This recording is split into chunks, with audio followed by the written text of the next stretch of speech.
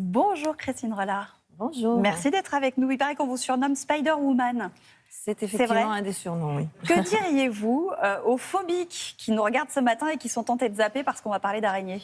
D'apprendre à mieux les connaître déjà, et donc du coup, d'essayer d'aller vers elles, donc d'en apprendre plus. Bon, alors si vous êtes là ce matin, c'est parce que l'Inventaire national du patrimoine naturel, qui dépend du Muséum d'histoire naturelle, veut mettre à contribution, nous, les Français, pour repérer Nosferatu.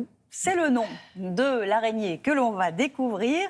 Rassurez-nous, elle ne suce pas le sang, cette araignée? Non, comme aucune d'ailleurs, Oui. de toute façon. Bon. Donc elle est complètement inoffensive pour l'homme, tout en étant impressionnante. Est-ce que vous pouvez nous la présenter? Pourquoi l'appelle-t-on comme ça?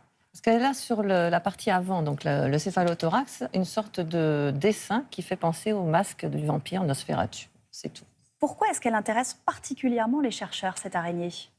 On a constaté que c'est une espèce qui est méridionale à l'origine et qui, depuis une bonne trentaine d'années, est remontée dans sa répartition plus au nord, en Europe. Elle a été signalée la première fois en Suisse il y a une bonne trentaine d'années. Et maintenant, on la trouve en Angleterre, en Belgique, en Allemagne.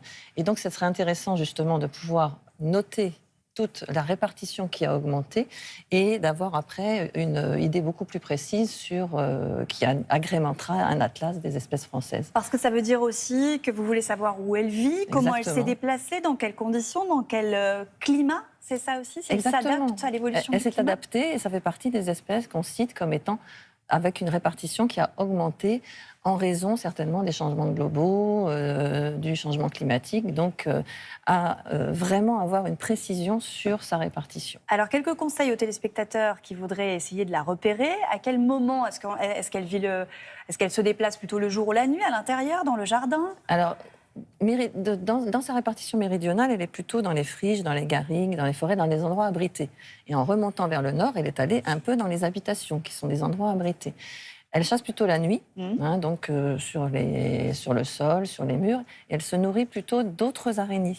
D'accord. Donc effectivement, quand on a quelquefois la présence de cette Zorops à pattes épineuses, ou Nosferatu, on a quelquefois moins de grosses tégénaires aussi, qui quelquefois font peur, ou de phoques, ceux qui ont des longues pattes fines. Et elle est grosse ou pas? Parce qu'on ne se rend pas compte, là. Évidemment, elle est énorme sur l'écran.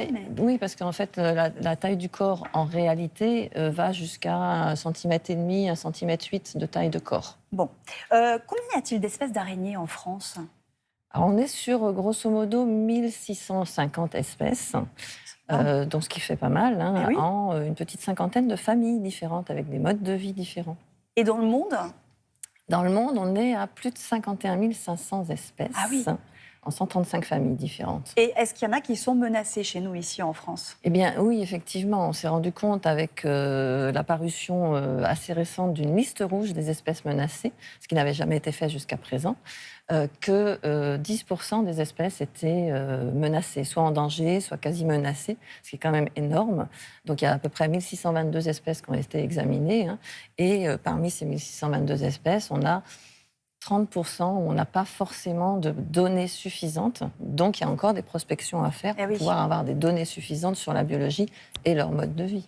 L'araignée, elle fait peut-être partie de ces êtres vivants, je ne sais pas, comme les blattes ou les punaises de lit, dont on se demande un peu à quoi elles servent, à part nous embêter.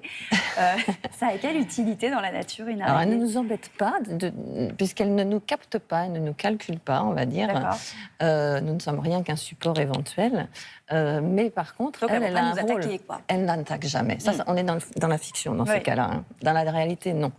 Et leur rôle dans la nature, c'est d'être des prédateurs.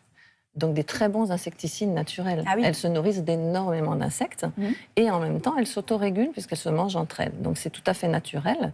Et elles servent aussi de nourriture à d'autres animaux. Donc c'est un élément et un élément et un maillon indispensable de la chaîne alimentaire. Est-ce qu'elles vivent partout? Je ne sais pas, dans le froid, dans l'eau, les araignées? Oui, c'est vrai qu'on en trouve partout, sauf aux deux pôles. Mais sinon, on peut en trouver jusqu'à 6700 mètres d'altitude dans l'Himalaya, on peut en trouver dans les déserts, on peut en trouver dans les arbres, on peut en trouver dans la terre.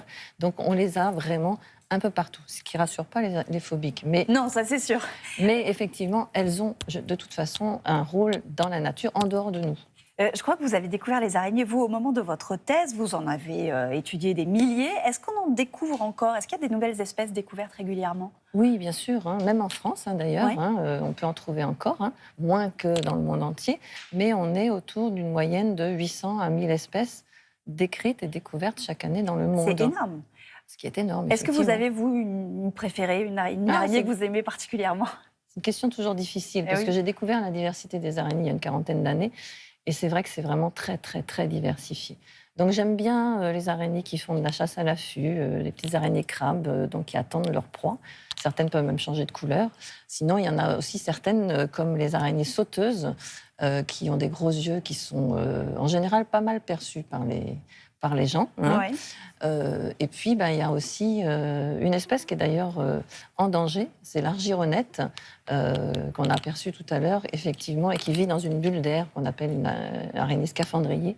Et avec l'assèchement des milieux, avec l'assèchement des zones humides, elle est très dépendante de ça. Et c'est vraiment une espèce qui, là, est en danger aujourd'hui. Oui. 40% des Français ont peur des araignées. Pourquoi? Qu'est-ce qui fait peur chez les araignées? C'est vrai que c'est assez culturel. On va dire que c'est surtout occidental, d'ailleurs. Ce qui fait peur, c'est vrai que je reçois des gens depuis une trentaine d'années avec des peurs plus ou moins marquées jusqu'à des phobies très handicapantes dans la vie de tous les jours. Parce que je précise que vous faites des ateliers de désensibilisation c'est à plutôt destination des séances. Voilà, c'est tout à fait des séances individuelles. C'est pas des ateliers. Et ce qui revient, c'est quelquefois la rapidité, c'est le nombre de pattes, ce sont les yeux. L'allure générale, la dangerosité potentielle. Donc, il y a beaucoup d'éléments qui interviennent. Et c'est pour ça que je fais des séances individuelles, parce que pour chacun, on va travailler sur... On personnalise. Voilà, et ça marche sur l'élément. En général, oui, ça marche. Bon, alors, déjà, quand on vient me voir, c'est qu'on a fait un sacré pas aussi. Oui, c'est ça. Oui. Merci beaucoup, Christine. Avec si vous voulez participer à l'observation de l'araignée Nosferatu, sachez que ça se passe jusqu'au 31 décembre. Et pour avoir toutes les infos, vous pouvez télécharger l'application gratuite INPN Espèces. Vous créez un compte et vous sélectionnez Nosferatu. Merci beaucoup. Merci beaucoup.